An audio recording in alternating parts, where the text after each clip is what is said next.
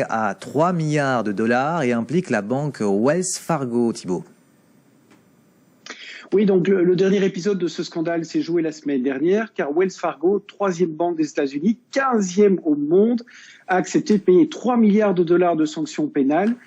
Et ce scandale est, selon les autorités fédérales américaines, un échec total de la direction de la banque. Wells Fargo, si je ne me trompe pas, c'est l'une des plus vieilles entreprises du monde, Thibault. Et oui, ceux qui ont lu Lucky Luke, comme vous, je suis sûr, ou qui aiment les westerns, ont reconnu la fameuse diligence du temps du western. C'est un cas d'école en stratégie parce que c'est une entreprise qui est née avec la ruée vers l'or au milieu du 19e siècle et qui s'est transformée en une banque extrêmement respectable, au point qu'elle avait très bien passé la crise de 2008, mais jusqu'à l'émergence d'un scandale qui débute vers 2013. Ce sont des journalistes du Los Angeles Times qui ont révélé ces pratiques poussant les employés à commettre des fautes à cause d'objectifs de vente impossibles à atteindre. Voilà, donc sous la pression de leurs dirigeants, les employés en agence ont tout simplement souscrit à la place de leurs clients à des produits qu'ils n'avaient pas demandé. Donc on parle de 3,5 millions de comptes à vue et de comptes d'épargne, 500 000 cartes de crédit et même des polices d'assurance. Donc des produits qui en fait tout de suite généré des frais qui ont été dûment facturés aux clients. Et la pratique qui est en cause, c'est ce qu'on appelle le cross-selling ou la vente croisée en français, Thibault. Voilà, alors ça c'est la plus vieille pratique du monde, c'est vous vendre la cravate qui va bien avec votre costume.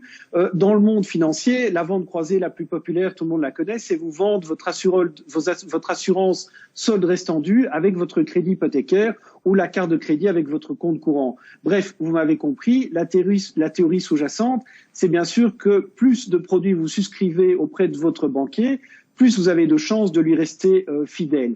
D'ailleurs, la Belgique est très très bonne en cross-selling parce que en moyenne, les Belges ont environ 5 produits bancaires chez leur banquier principal, alors qu'en Italie, ce n'est que 2 par exemple. Mais chez Wells Fargo, l'objectif c'était d'atteindre 8 produits par client.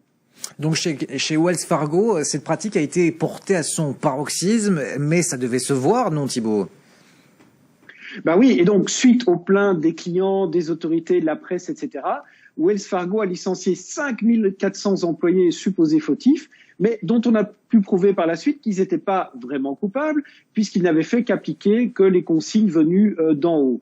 Bref, ils ont dû réengager certains de ces employés, payer d'énormes indemnités. Il a aussi été prouvé qu'une ligne interne de dénonciation éthique avait en fait été utilisée pour repérer certains employés et les licencier. Alors, je vous épargne une saga qui a duré 7 années, qui a coûté leur job à 2 directeurs généraux et qui a aussi coûté d'énormes indemnités et aussi des clients à la banque Wells Fargo, dont la Tribune Avajo. Donc là, on revient aux origines historiques. Et ils ont aussi dû dépenser des sommes extrêmement importantes en marketing et en publicité pour essayer de redorer leur image. C'est ce qu'on appelle un exemple parfait du risque de réputation matérialisée.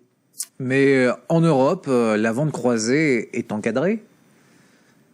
Oui, alors il y a des recommandations générales qui sont émises par les autorités de réglementation européennes et souvent les lois nationales vont préciser leur application. Mais par contre, on peut évidemment pas interdire à votre banquier d'essayer de vous vendre plusieurs produits en même temps ou de les regrouper, par exemple, dans les fameux packages autour de votre compte courant. Et vous l'aurez peut-être remarqué, mais l'interdiction de la vente couplée entre un prêt immobilier et une assurance solde restant due, c'est-à-dire le fait que les conditions seraient plus avantageuses si vous souscrivez aux 2 produits en même temps, a été remplacée par la sympathique pression commerciale de votre directeur d'agence. C'est un peu le jeu. Et par quoi vous avez conclu votre histoire alors, Thibault ? Alors, l'exemple Wells Fargo est évidemment très interpellant car au-delà de la pratique de la vente croisée, c'est de manière générale la fixation d'objectifs de vente irréalisables avec bien entendu la menace sous-jacente d'un licenciement en cas d'échec qui a conduit cette organisation à la faute.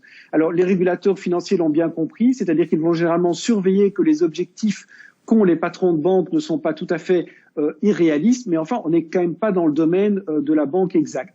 Et bien évidemment, au-delà du secteur bancaire, c'est un exemple dans lequel tout le monde peut se reconnaître, c'est-à-dire que finalement, le fait de pousser à la faute par des objectifs irréalisables, c'est un problème qui, pour moi, est aussi grave que la discrimination au travail ou le harcèlement, et donc ce n'est pas définitivement pas la fin de l'histoire. Merci Thibault de Barcy pour vos explications. Je rappelle que vous êtes vice-président de l'association des paiements émergents et professeur invité à Solvay. On va parler de toute autre chose à présent. Le